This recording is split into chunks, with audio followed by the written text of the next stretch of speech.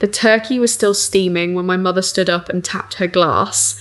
Before we eat, she said, "I want to introduce everyone to the person who's going to take care of this family from now on." She smiled at Ethan. Ethan was sitting in my chair. Not a symbolic chair, my actual chair at the head of the table, where I'd sat every Thanksgiving since I was tall enough to reach the serving spoons. Nobody had ever told him it was my chair, and nobody had ever told me it wasn't. I looked at the folder beside my plate, plain manila, unmarked. My mother had asked me twice what was in it. I told her it was a recipe for Aunt Rosa. The first page inside was not a recipe. Across the top, in bold red type, it said $500,000. Before I go any further, and this isn't a plug, I promise, what city are you watching from? Tell me in the comments. Because wherever you are, I think you know what it feels like to sit at a family table and slowly realise you're not part of the family anymore. Some of you are living that right now. I was living it 2 Thanksgivings ago. So tell me where you're watching from, and then I'll tell you what happened when I opened that folder in front of every person who ever called me ungrateful. Here's what you need to know fast. 3 facts. 1, Ethan had worked at my parents' shop for 18 months and everyone loved him. 2, 3 years before that, my parents almost lost that shop, the whole building, the inventory, everything, and I was the one who saved it with my own money, $500,000. 3, my parents were about to announce at this very dinner that the shop would one day be his. So you tell me, which one of those things sounds like a family to you? Let me explain the money, because that's the part of this story everybody assumes they understand, and most people are wrong. I was the dependable one. That was my role. Oldest daughter, the one who showed up. When my dad hurt his back and couldn't lift inventory, I moved home at 19 and did the lifting. When my mother needed the register covered, I covered it. I worked for that shop for 11 years before I ever took a paycheck out of it. Then the recession hit our town like weather. The debts went bad. The bank wanted the building. My parents sat me down in the back office, and I will never forget my father's face. Not angry, just old and scared, when he said, "We're going to lose everything." Here's what they never told anyone at that Thanksgiving table. They asked me. They begged me. My mother cried into her hands and said the words I've replayed 1,000 times since. "You're our only hope. We'll pay you back. Every penny. I swear on my life." So I sold my grandfather's house, the one he left me, the one I'd spent 3 years renovating with my own hands, the one I was going to raise a family in. I emptied my savings. I took weekend shifts at a warehouse an hour away in a building that smelled like cardboard. For 2 years, every spare dollar I made went to them until the shop was theirs again. Mortgage paid, standing on solid ground, $500,000. That's what my future cost. I didn't buy a house. I didn't take a vacation. I didn't get married.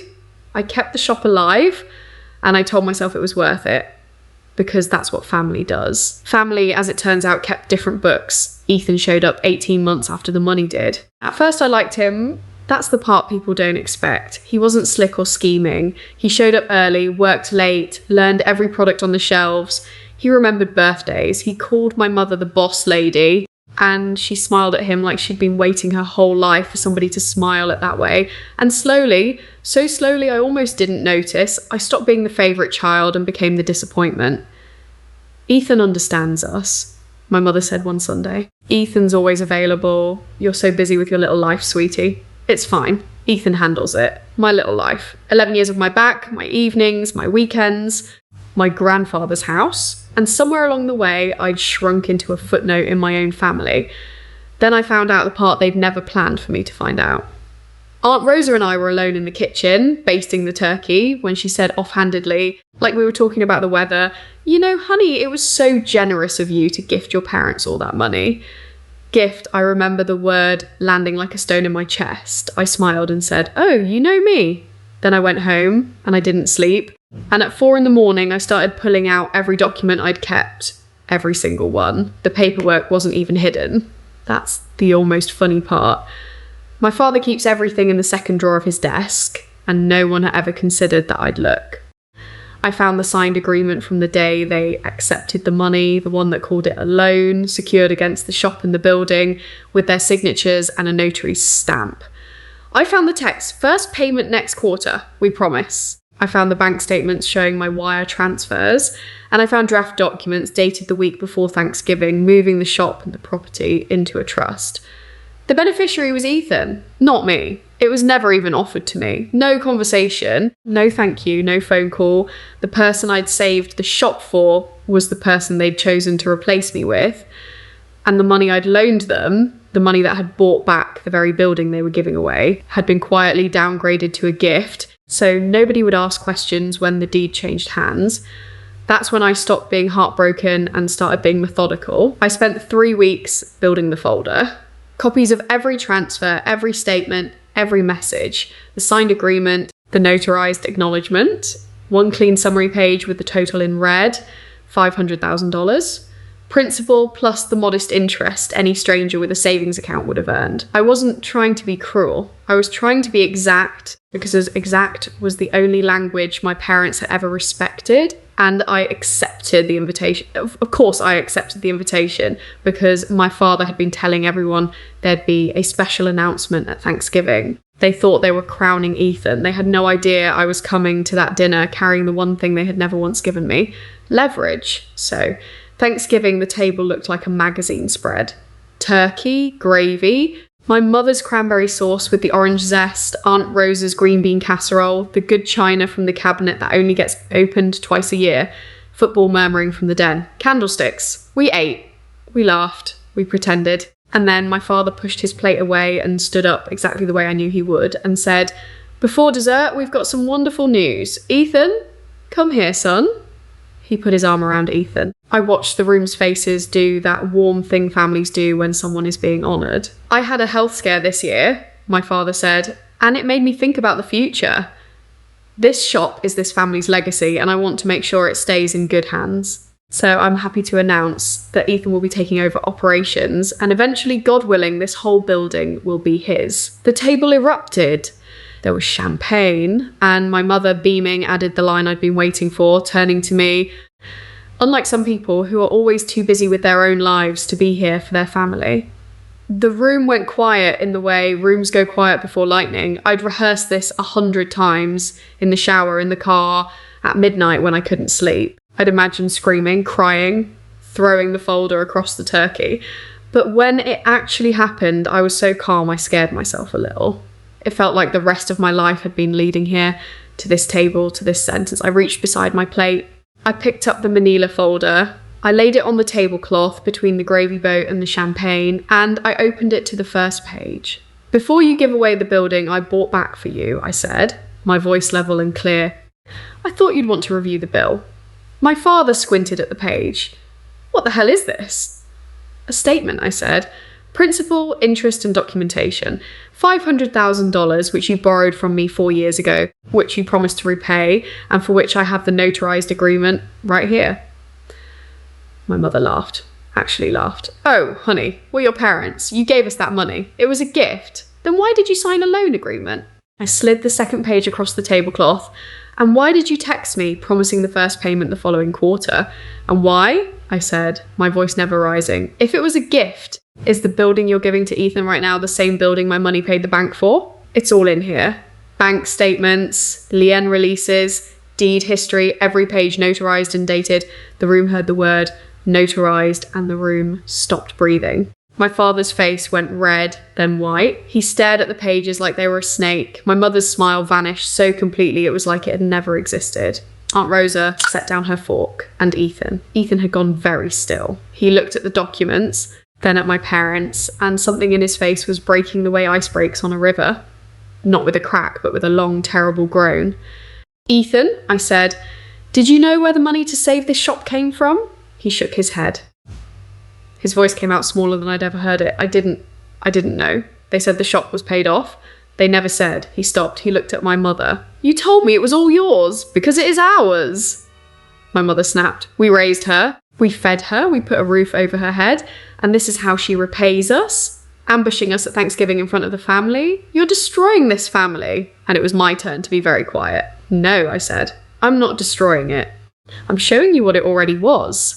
I stood up and I let myself look at every face around that table one by one. "You raised me, you fed me, you put a roof over my head. That's what parents do.